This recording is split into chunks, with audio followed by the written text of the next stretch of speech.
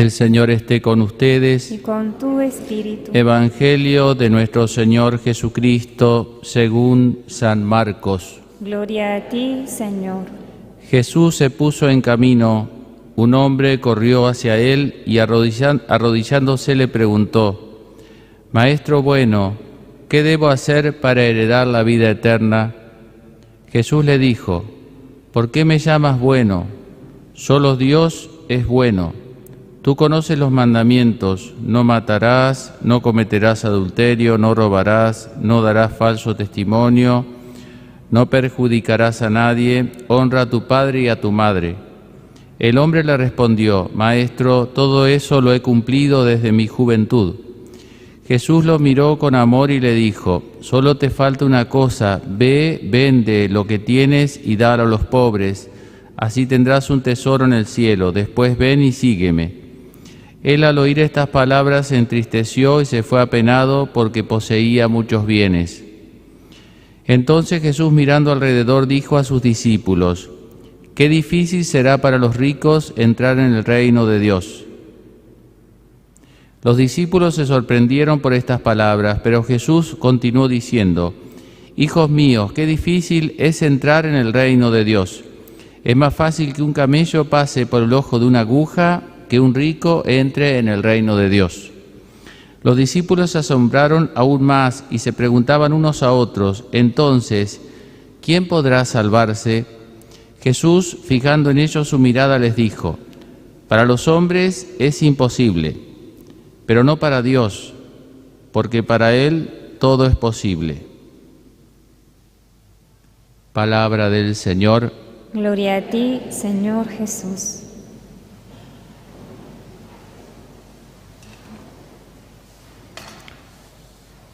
Maestro, ¿qué debo hacer para heredar la vida eterna? ¿Quién podrá salvarse?, dicen los discípulos. Esa es la pregunta que a uno le queda latiendo. ¿Quién podrá salvarse? La pregunta más existencial, más esencial. Salvarse significa pasar el umbral de la muerte y llegar a la vida eterna. Es la trascendencia.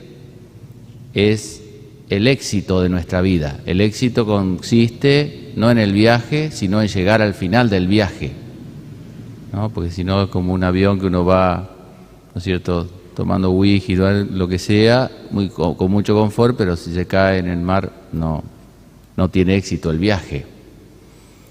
Es la felicidad plena a la cual todos aspiramos y que no se da aquí de modo pleno, al menos. Es la paz.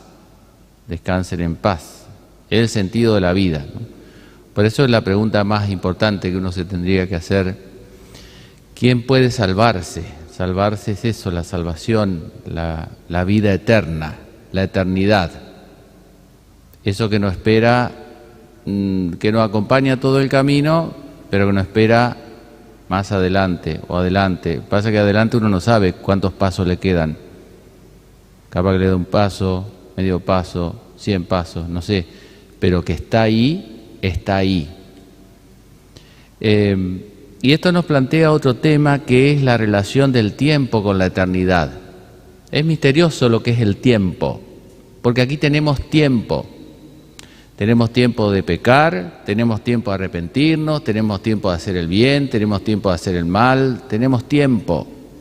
Pero una vez que pasa uno el tiempo y queda la eternidad, ya no hay más tiempo. No hay más tiempo para arrepentirse, no hay más tiempo para hacer el bien, no hay más tiempo para...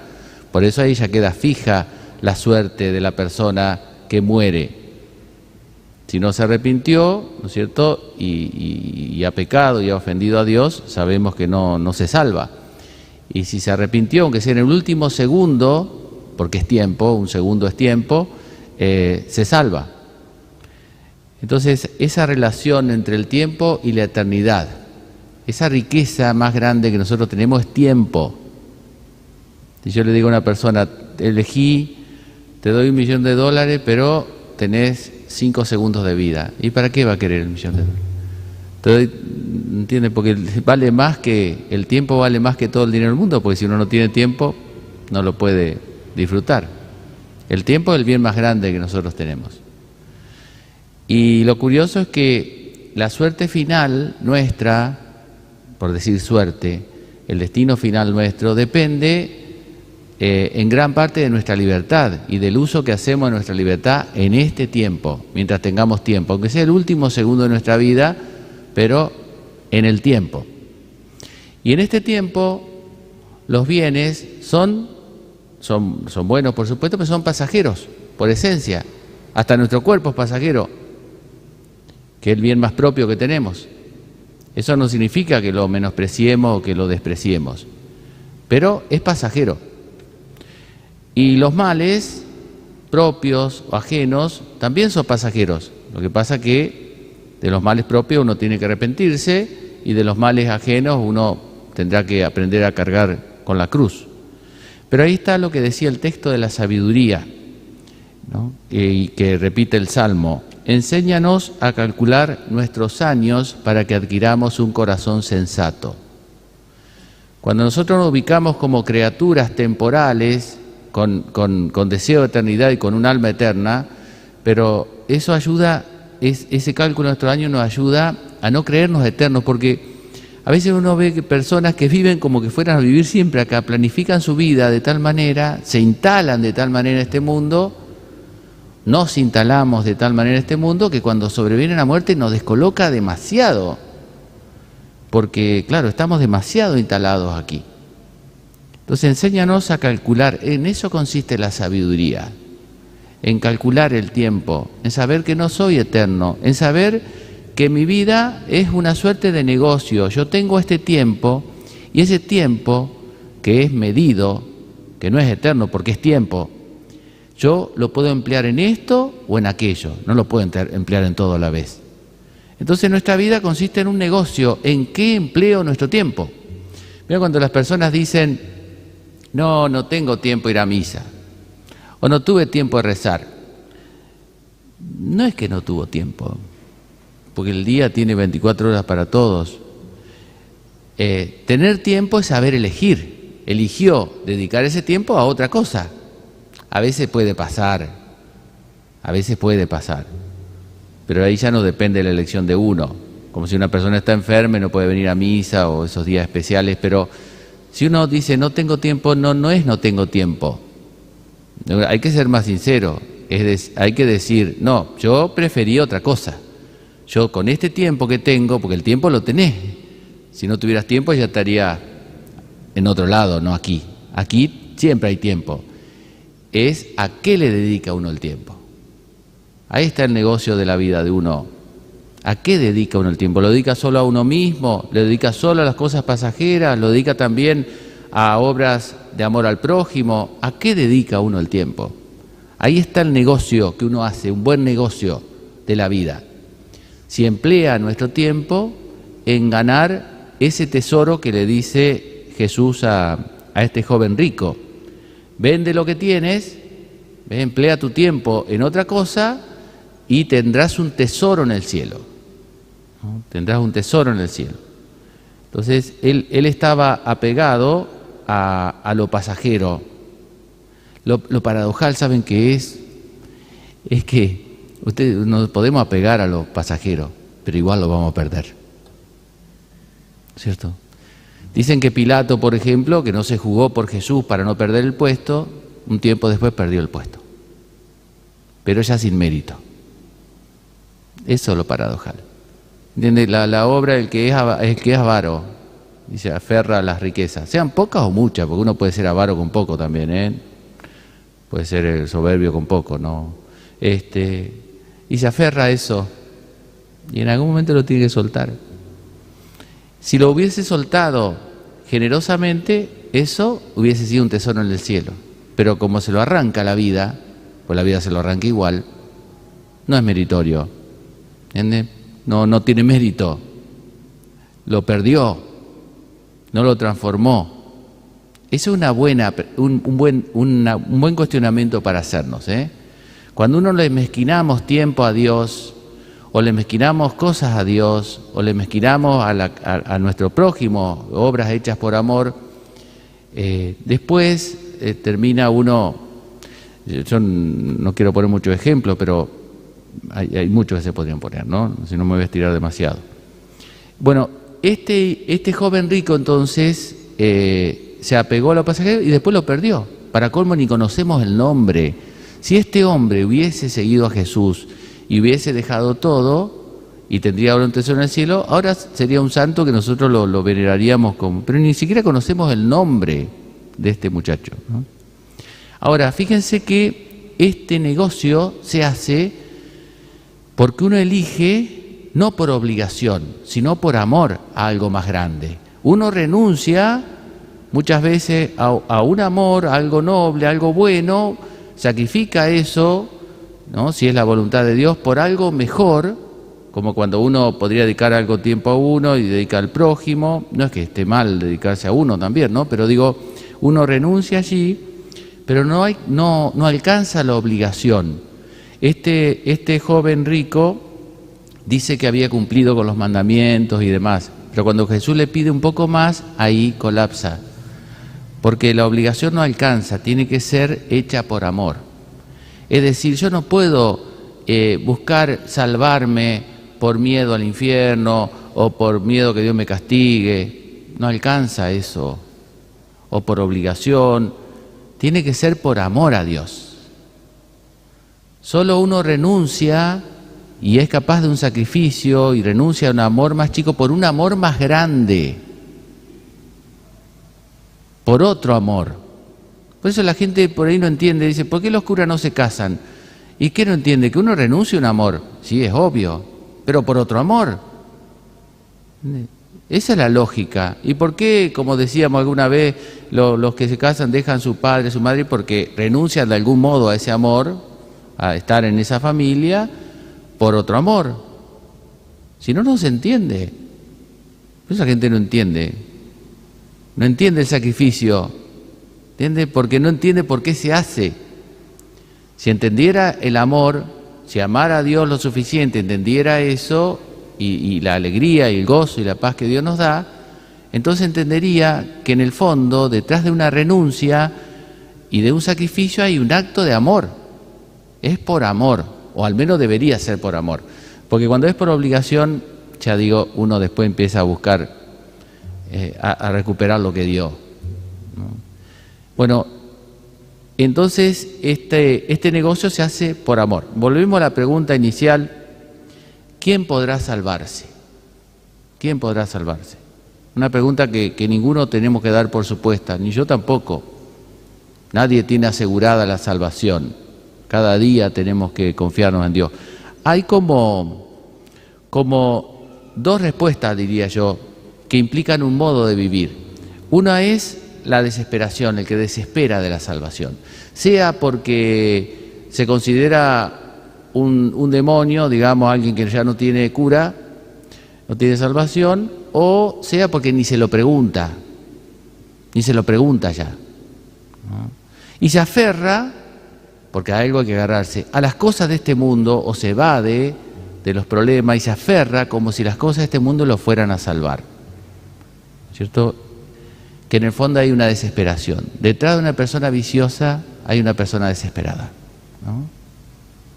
Detrás de una persona adicta hay una persona en algún nivel desesperada, ¿no? Si nos pasa eso, hay algún grado de desesperación. Pero esto es la desesperación final de la salvación final. Y en esto, para que lo entiendan mejor, sucede como la historia del Titanic, así a grandes rasgos para que entendamos nuestro tiempo, la historia del Titanic. Cuando arranca el Titanic, era el superbarco, dicen que tenía pintado allí en el casco, ni Dios lo hunde. Se parece mucho al siglo XX, cuando estalla la técnica y todo eso, y el hombre, tipo Prometeo, como decíamos, que le roba a Dios el fuego divino, se cree Dios. El hombre que se cree Dios, que dice Dios ya no hace falta, Dios era una explicación caduca, ahora tenemos la ciencia, la tecnología, y con esto vamos a ser felices. Las grandes revoluciones del siglo XX que prometían la felicidad. Vaya a Cuba ahora a decirle qué tan felices son, ¿no? El paraíso terrenal. Pero bueno, prometían el paraíso terrenal, todas esas revoluciones ateas, todas esas ateas, o antiteas, que es peor. Pero ¿qué pasó? Arrancó el barquito, siguió el curso de la historia y se encontró con un iceberg.